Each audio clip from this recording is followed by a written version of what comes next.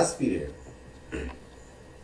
we have seen information about the adaptation in plant and also started with the topic adaptation in the animal. In that, we have seen the adaptation in aquatic and amphibious animal. Now today, we are going to remaining one, out of which first adaptation in the forest and grassland animal. जंगल किंवा गवताळ प्रदेश या ठिकाणी जे प्राणी आढळतात, या प्राण्यांमध्ये त्या परिसरात राहण्यासाठी काय अनुकूलन घडून आलेलं आहे, या मुद्द्याची चर्चा आपण पुढच्या मुद्द्यामध्ये करणार आहोत.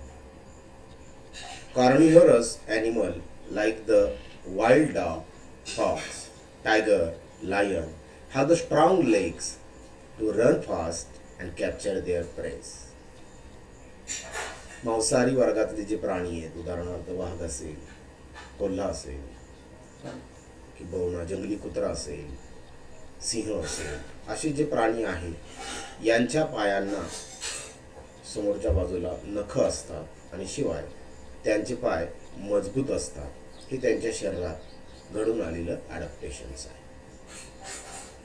They have a claw and their canine teeth are sharp and pointed. थोडक्यात काय तर त्यांच्या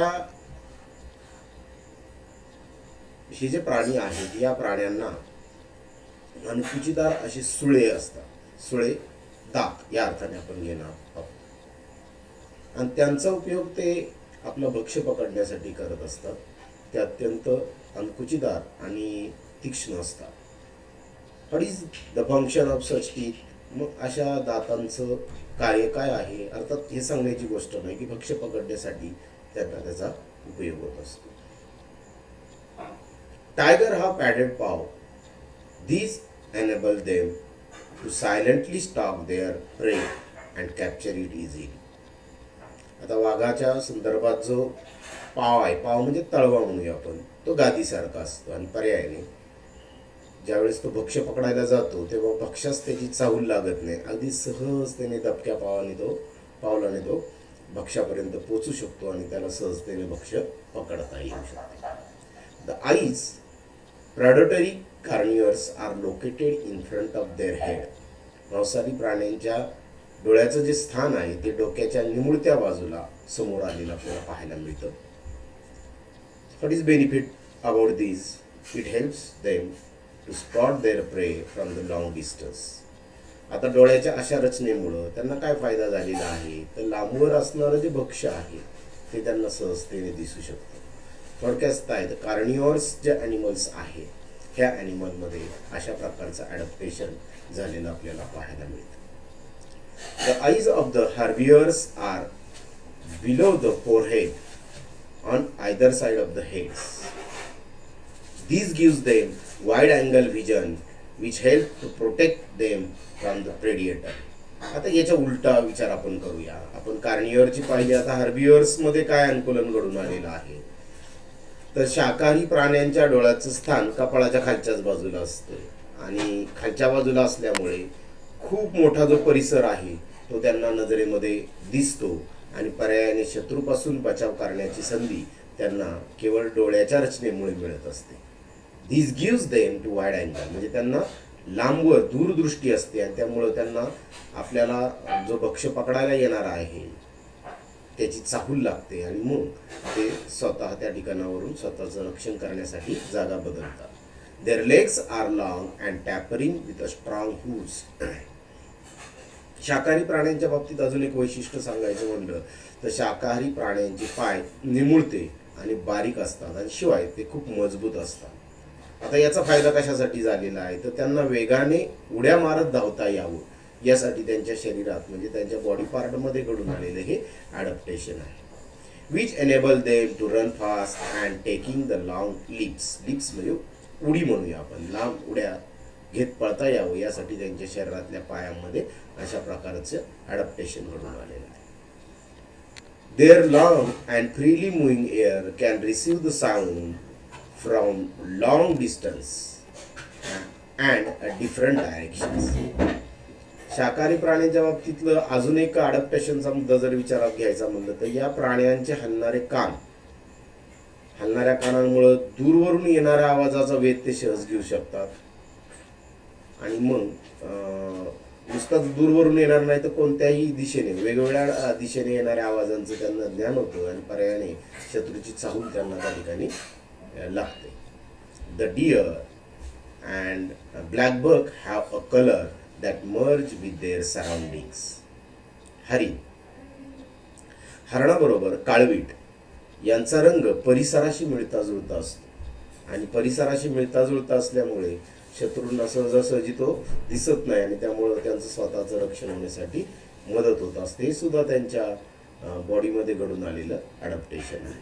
there teeth are strong and chewing a plant material. वनस्पतीची खोड चावून खायची असेल तर त्यासाठी मजबूत दात त्यांना प्राप्त झालेले असतात. In this way we have completed here the adaptation in forest and grassland animal. So let us go in the next topic, adaptation in desert animal. Here the main animal, like as it is called as the camel. Why we called as the camel as sheep of the desert? This is the important question for this topic, and we have construct this answer with help of this point. So let us go. Adaptation in the desert animal. वाळवंटी प्रदेशात जे प्राणी असतात ह्या प्राण्यांच्या शरीरात काय अनुकूलन घडून आलेलं आहे. डिझर्ट कॅरेक्टराइज्ड बाय द सर्व सॅक्रॅसिटी ऑफ द वॉटर.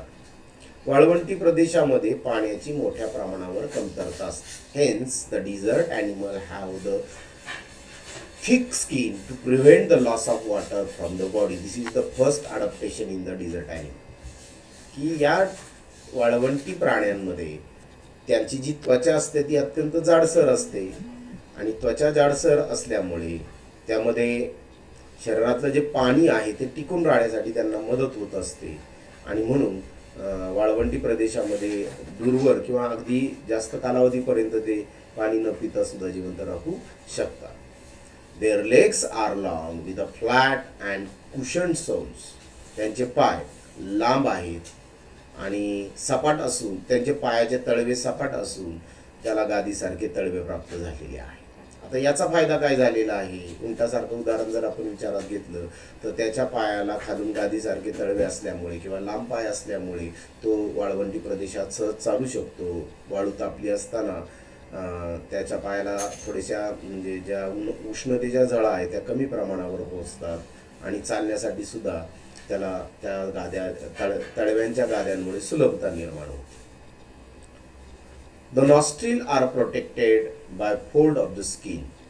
त्यांच्या नाकपुड्या ज्या आहेत यांना एक आतमधल्या बाजूनी त्वचेच्या घड्या आलेल्या असतात आणि या घड्यांच्या बाबतीत जर आपण थोडासा विचार करायचा म्हणलं तर जेव्हा वादळामुळे वाळू उडते तेव्हा ती पूर्णपणे आपल्या नाकात जाऊन पूर्ण शरीरात पसरत नाही तर नाकाच्या घड्यांमध्ये ती चिटकवून राहते. हा त्यांच्या शरीराला झालेला एक फायदा आहे. The eyelashes are along and thick. Rats, snakes, spider, lizard in the desert live in the deep burrow during the day time and active at the night. याचबरोबर काही वाळवंटी प्रदेशातले प्राणी असे आहेत ज्यामध्ये उंदीर असेल, साप असेल, कोळी असेल किंवा सरडा असेल असे जे प्राणी आहेत हे दिवसा जमिनीमध्ये बीळ करतात आणि त्या बिळामध्ये राहतात आणि रात्रीचं मात्र ते सर्वसामान्य जीवन जगण्यासाठी त्या बिळातनं बाहेर येत असतात. This is the one type of very good adaptation that conducted in the all animal. But the one question is very important as we work exam. Why the camel is called as the sheep of desert? So answer in these three lines is very important. I can repeat again. There is the scarcity of water. The desert animal have the thick skin to prevent the loss of water from their body. Their legs are long with a flat and cushioned soles. Nostrils are protected by fold of the skin and eyelashes are long and thin. all such topics are very important as few of these questions. So you can construct this answer with help of book. Now we are going to see the next topic, adaptation in the animal of the snowy region.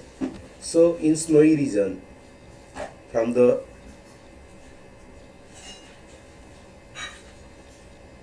snowy region, from the internet, download the image of the animal like as the yak, polar bear, white fox, silver fox, mountain goat, Siberian husky dog, snow leopard, and compare these image with those of the similar animal from the tropical forest.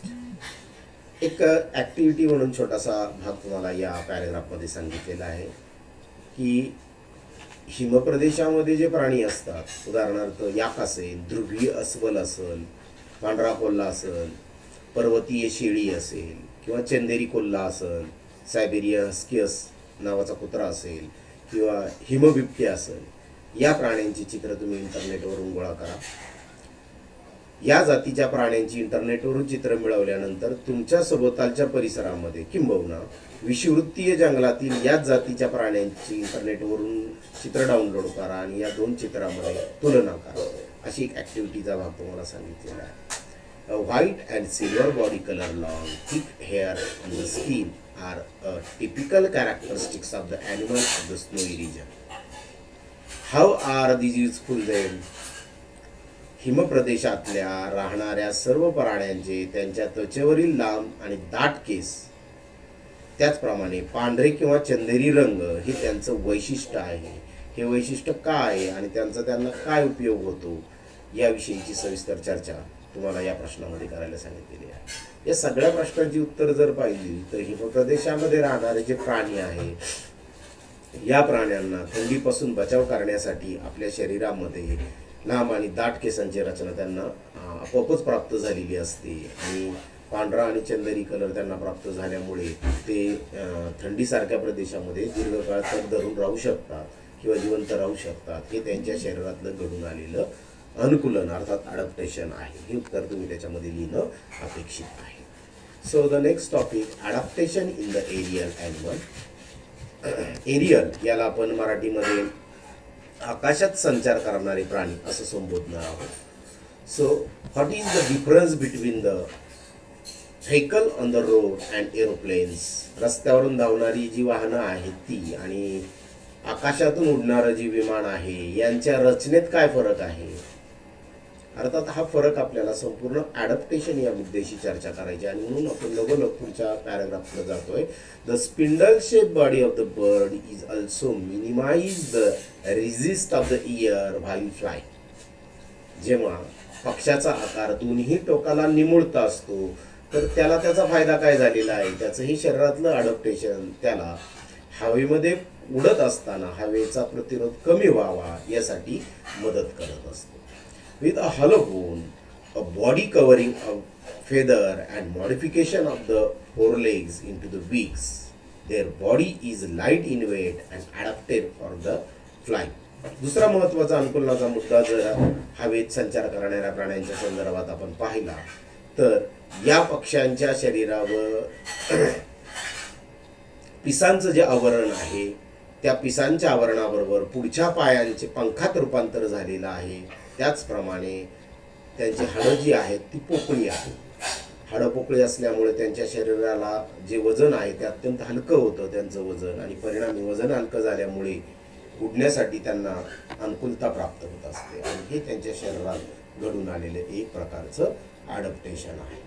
The body of the insect also is the light weight and taper at the both end. थोडंसं पुढच्या मुद्द्याकडे आपण जाऊया. यामध्ये कीटकांचं वर्णन आपल्याला केलेलं आहे की कीटकांच्या बाबतीत त्यांची शरीरं जर आपण विचारात घेतली तर ती निमुळती असतात. सगळ्यात महत्त्वाचं म्हणजे त्यांचा वजनाच्या बाबतीत जर विचार घेतला तर अत्यंत लाईट इन वेट म्हणजे अत्यंत हलकी असतात आणि दोन्ही टोकाला निमुळती असतात. They can fly with 2 pairs of the wings and also waltz with a 6 stick like legs. आता ह्या कीटकांमध्ये उडण्यासाठी त्यांना 2 पंखांच्या जोड्या असतातच असतात आणि शिवाय काडीसारखे 6 पाय अशा रचनेचा कीटक हवेमध्ये सहज उडू शकतात.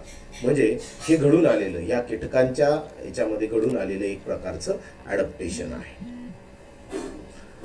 त्याचबरोबर चालताना सुद्धा तुम्ही कीटकांना पाहिलेलं असेल की त्यांना त्या 6 पायाच्या मदतीने सहजतेने ते जमिनीवर चालू शकतात. The bats can fly with help of the patagium, a thin fold of the skin between the foreleg and hind legs. आता दुसरं एक उदाहरण जर विचारात घेतलं तर वटवाघुळाच्या संदर्भामध्ये शरीरातलं अनुकूलन या घटकांमध्ये वर्णन केलेलं पाहायला मिळतं.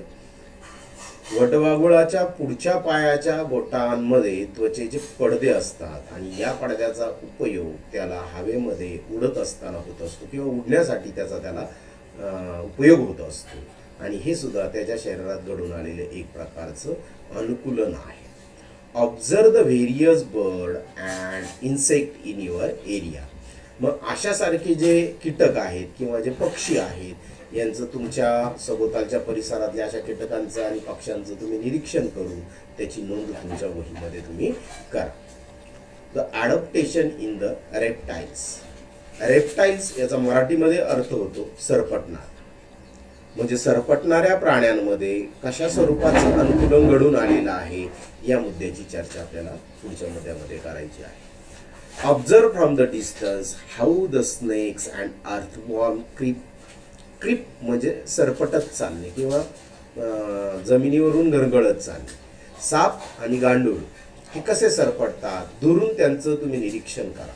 सरपटताना कोणत्या अवयवाचा ते उपयोग करतात. Which organ do they use for creeping? Are there any special change for this purpose? म्हणजे या कारणासाठी त्याच्या शरीरामध्ये काही विशेष प्रकारचा बदल घडून आलेला आहे का? Note any such changes. असे जे बदल आहेत त्याच्या नोंदी घ्या. The animal like as the house lizard, garden lizard, crocodile use their muscles for creeping. And similarly they show the adaptation in the skin, sole of the feet and body color, etc. For example, house lizard and monitor lizards have the curved toes and thin soles, whereas the snake has the scaly skin. वेगवेगळ्या प्रकारच्या प्राण्यांचं वर्णन सरपटणाऱ्या यामध्ये केलेलं आपल्याला पाहायला मिळतंय. प्रत्येकाच्या शरीरामध्ये वेगवेगळ्या प्रकारची रचनात्मक मांडणी आहे आणि ते प्राणी त्यांच्या ॲडप्टेशननुसार आपल्या परिसरामध्ये वर्तन करत असतात. उदाहरणार्थ पाल, सरडा, मगर यांसारखे जे प्राणी आहे यांचे स्नायू वैशिष्ट्यपूर्ण असतात आणि त्यामुळे सरपटणं हे त्यांना सहजतेने जमतं. त्याचबरोबर त्यांची त्वचा, पंजे, विशिष्ट प्रकारचे रंग यांच्यामध्ये सुद्धा मोठ्या प्रमाणावर अनुकूलन झालेलं आपल्याला पाहायला मिळतं.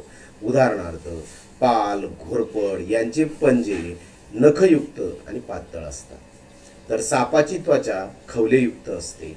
या सर्वांचं वर्णन या पॅराग्राफमध्ये केलेलं पाहायला मिळतं. प्रत्येक प्राणी जर आपण विचारात घेतला तर त्याच्या शरीरामध्ये थोडं का होईना पण भिन्न प्रकारचं ॲडप्टेशन आपल्याला पाहायला मिळतं. आणि म्हणून सरपटणाऱ्यांमध्ये सगळ्यात महत्त्वाचा मुद्दा काय? For creeping they have the specific organ like as the skin. Someone have the toes, someone have soles, like दिस.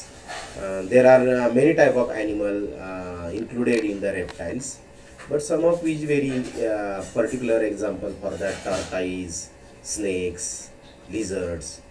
कासवाच्या बाबतीत सुद्धा आपण सांगू शकतो की शत्रूपासून स्वतःचं संरक्षण करण्यासाठी त्याच्या पाठीवर जे कवच असतं त्या कवचाचा उपयोग त्याला होत असतो. म्हणजे हे त्याच्या शरीरातलं घडून आलेलं एक प्रकारचं ॲडप्टेशन आहे. मग the next topic, adaptation for food in the animal.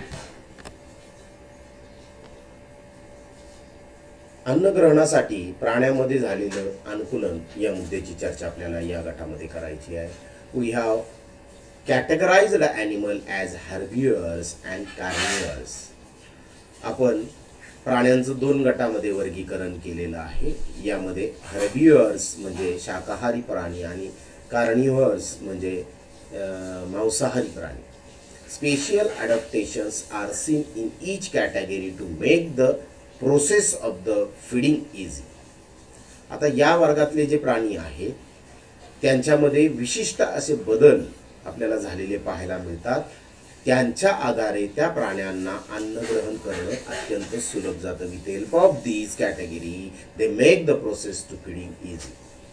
We will discuss these in greater detail in the chapter number nutritions. या सर्वांची अगदी इत्थंभूत चर्चा आपण पोषण या पाठामध्ये करणार आहोत. Watch the program on channel like as the National Geographical, wild, Discovery etcetera. तुम्ही सर्वजण कदाचित पाहत असाल की हे जे चॅनल आहे प्राण्यांविषयीची माहिती ज्यांवर दाखवली जाते, त्यात डिस्कवरी चॅनल आहे किंवा नॅशनल जॉग्राफिक चॅनल आहे. याच्यावर तुम्ही अशा प्राण्यांची व्हिडिओ जे आहेत ते तुम्ही प्रोग्राममध्ये पाहू शकता. To learn about the feeding the habitant of the animal like as the frogs, snakes, bird, mosquito and butterfly etcetera. आता यामध्ये अधिक माहिती मिळवण्यासाठी ज्यावेळेस आपण हे पाहतोय तेव्हा त्याच्या पाठीमागचं मूळ कारण काय आहे तर बेडूक असेल, साप असेल, पक्षी असेल, डास असेल, फुलपाखरं असेल, या सर्व प्राण्यांचे भक्ष्य कसे मिळवतात, ते प्राणी आपले भक्ष्य कसे टिपतात, या सर्वांचं चित्र त्या ठिकाणी तुम्हाला पाहायला मिळेल. आणि म्हणून तुम्ही या चॅनलला जरूर भेट द्या. त्यानंतर पुढच्या मुद्द्याकडे आपण येतोय.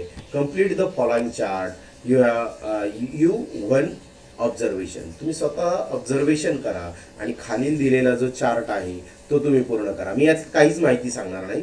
पुस्तकामध्ये याची संपूर्ण चार्ट दिलेला आहे. तुम्ही काय करायचं, तुमच्या परिसरामध्ये आढळणाऱ्या प्राण्यांच्या संदर्भात त्यात घ्यायचे उदाहरणं आणि त्याच्यामध्ये काय अडॅप्टेशन घडून आलेलं आहे ते समोर लिहायचं. फक्त एक एक्झाम्पल म्हणून सांगतो. For adaptation sharp teeth.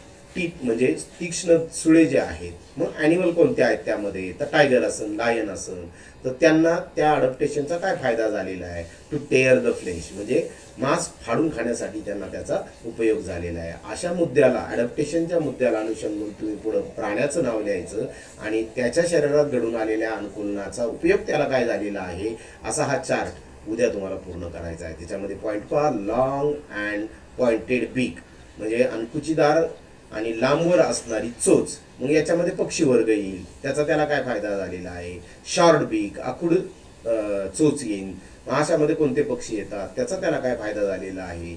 Long and sticking टंग म्हणजे लांबवर आणि चिकटणारी जीभ हा कोणत्या प्राण्यामध्ये येते त्याचा त्याला काय फायदा झालेला आहे. लॉंग नेक म्हणजे लांब मान कोणत्या प्राण्यामध्ये येते त्याचा त्याला काय फायदा झालेला आहे. या मुद्द्याला अनुषंगून तुम्ही ही ॲक्टिव्हिटी उद्या पूर्ण करायची आहे. यासाठी तुम्हाला इंटरनेटची सुद्धा मदत घेता येईल. So next topic, adaptation for blending with a surrounding. परिसराचं साधर्म्य प्राण्यांमध्ये साधर्म्यासाठी प्राण्यांमध्ये घडून आलेलं अनुकूलन. म्हणजे परिसरात तग धरून राहायचं असेल तर परिसराशी मिळतं जुळतं घेण्यासाठी आपल्या शरीरात काय अडॅप्टेशन घडवून आणलेलं आहे अशा संदर्भातली काही उदाहरणं या मुद्द्यामध्ये आपल्याला अभ्यासायची आहे. So let us start. We cannot easily spot the colourful butterfly, lizard, grasshopper. विविध रंगाचे सरडे असतील, नाकतोडे असतील सहजरित्या आपल्याला गवतामध्ये दिसत नाही. They get the camouflage amidst grass, part of the plant like as the stem, leaves, flower, etc. अशा वनस्पतीवर किंवा गवतामध्ये अथवा झाडांच्या खोडांवर त्यांच्या शरीराचा रंग आणि त्या भागाचा रंग इतका मिळता जुळता असतो की ते प्राणी आपल्याला त्याच्यामध्ये दिसून येत नाही. That is because their colour blend with those of their surrounding.